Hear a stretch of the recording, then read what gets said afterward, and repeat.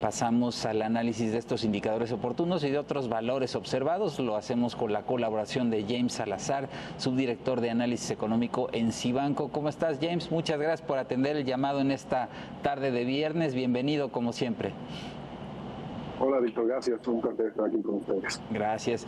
Te quiero preguntar primero de los datos publicados esta mañana sobre ventas minoristas, ¿no? En noviembre crecieron 0.1% mensual, 3% anual.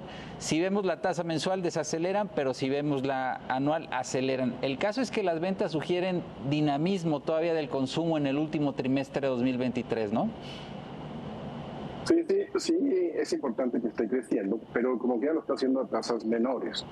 Si hacemos una comparación respecto a los ritmos que traía en los trimestres anteriores, sí estamos viendo una ligera ralentización y digamos que hasta cierto punto normal o natural. La realidad es que el mercado interno se había convertido en el principal motor y en gran parte por el consumo, en este sorpresivo crecimiento que habíamos estado observando a lo largo del 2023, sobre todo por mejoras en el empleo, en salarios, en remesas, pero hay que recordar que en un escenario en el que tenemos todavía niveles altos de inflación y altas tasas de interés, pues era de esperarse o anticiparse que en determinado momento pudiera empezar a mostrar ciertas señales de debilidad. Entonces, en ese sentido, y digamos haciendo un vínculo con lo que vimos del indicador oportuno de actividad económica, muy sobre todo vinculado a la parte de las actividades terciarias, el consumo empieza a dar ciertas señales de flaqueza, no necesariamente o no podemos todavía concluir que sea un cambio de tendencia como tal. Hubiéramos pensado incluso que por el tema de los descuentos que hay en el Buen Fin y que incluso se extendió por momentos el periodo de días comprendido con este tipo de ofertas, que se pudiera haber observado un incremento mayor. No fue el caso. Entonces, digamos que hay algunos alertas que hay que estar atentos en este tema de consumo, sobre todo la parte de consumo privado. Sí, y luego está el indicador de ingresos por servicios, ¿no? Que en noviembre creció 0.9% mensual, 2% anual. Este indicador, salvo el bajón que tuvo en octubre, pues viene mostrando un buen comportamiento, ¿no? ¿Cómo lo ves? Sí, aquí lo relevante es porque todavía hay que recordar que, aunque no hay que olvidarnos de que todavía tenemos un rezago con respecto a los niveles que teníamos previo a la pandemia en algunos sectores, sobre todo en la parte de las actividades terciarias, muy específico los servicios. Entonces, por eso es que se siguen observando algunas dinámicas o algunos crecimientos altos o relativamente robustos, porque todavía hay un efecto base comparativo favorable, en el sentido de que hay un trecho por recorrer para todavía recuperar estos niveles o ritmos que había antes de la pandemia. Por eso es que en este tipo de actividades se sigue observando indicadores favorables. Sí,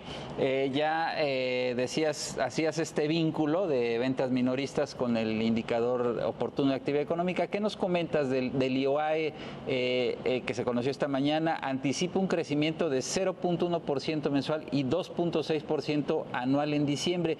Sugiere que la economía mexicana perdió dinamismo, fuerza en el último trimestre de 2023, sobre todo en el último bimestre, ¿no? Sí, los datos así lo demuestran. Ya decías tú, incluso se hizo una revisión de los indicadores o del indicador oportuno de noviembre, pasó a terreno negativo. Entonces, en el sentido estricto, tienes octubre y noviembre negativo.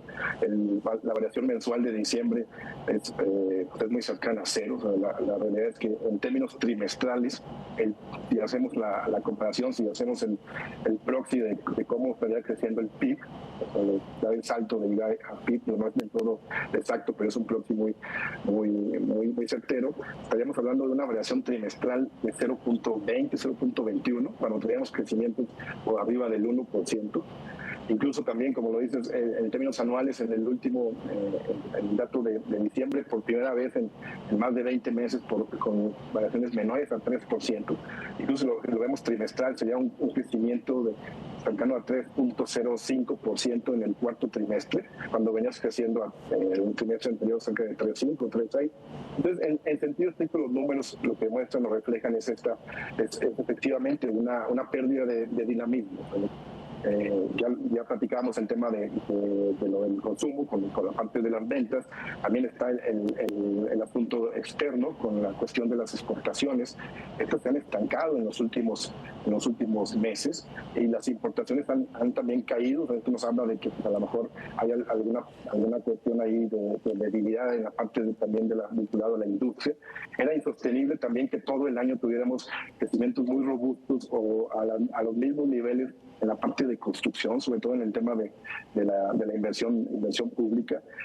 Entonces se conjugan que los dos principales motores dan ciertas señales hacia el último cuarto del año de debilidad, y por eso vemos o tenemos estos números. Digo, no deja de ser un buen año, pero sí empieza a sonar, hay que estar atentos como alertas.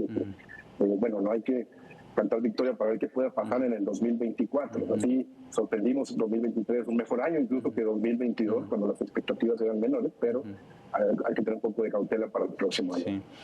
No deja de ser un buen año que, de confirmarse estas estimaciones del EY, incluidas las de noviembre, que se revisaron a la baja, como lo comentamos. En todo 2023 la actividad económica habría crecido 3.3%, ¿no? Marginalmente por debajo de lo que se veía hace unas semanas. Así es, nosotros pensamos que por esta diferencia entre PIB y GAE, incluso por las revisiones que seguramente se van a terminar realizando, a lo mejor todavía hay margen para que el PIB haya crecido 3.4, 3.5, pues estamos hablando de 1 o 2 décimas. En términos generales, el mensaje es el mismo, un año mucho mejor de lo anticipado originalmente.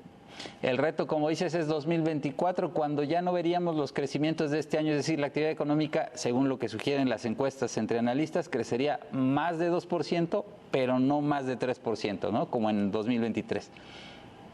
Sí, aquí efectivamente, quizá podamos tener una primera mitad todavía buena, buena en el sentido estricto de estar hablando de crecimientos cercanos al 3%, sobre todo en el primer trimestre.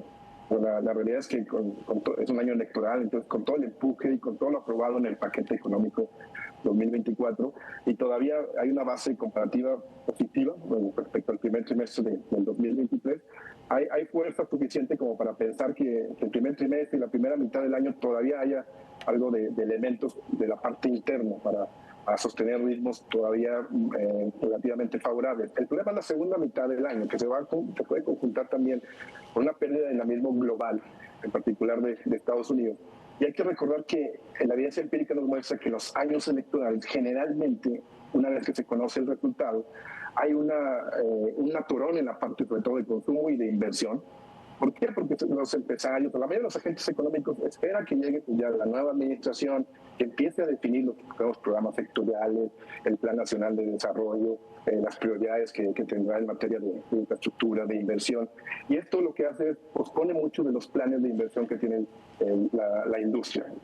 Y esto, al final, lo que se puede traducir es una menor actividad económica hacia la segunda mitad del año, y conjunto con la parte externa de mayor debilidad, pues nos daría efectivamente que nosotros aquí en Cibanco tenemos que para todo 2024 el estimado de crecimiento del PIB sería cercano al 2.6%. De acuerdo. James Salazar, subdirector de análisis económico en Cibanco, muchas gracias por compartir tus escenarios de cierre 2023 y un poco las perspectivas 2024. Que estés muy bien y que tengas un muy buen fin de semana. Igualmente, hasta luego. Gracias.